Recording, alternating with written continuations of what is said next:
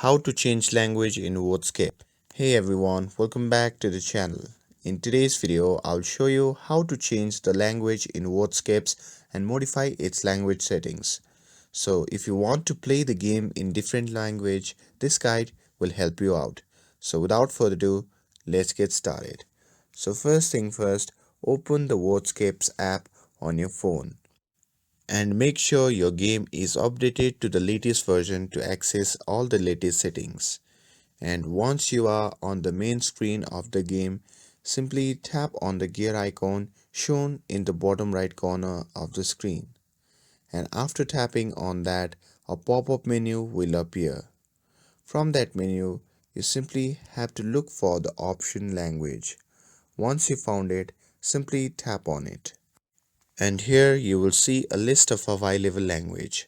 So simply select your preferred language from the list, and after selecting your language, the game may ask you to confirm your choice. So simply tap on confirm to change it, and the game will restart for the new language settings to take effect. And that's it. Now you have successfully changed the language in Wordscapes.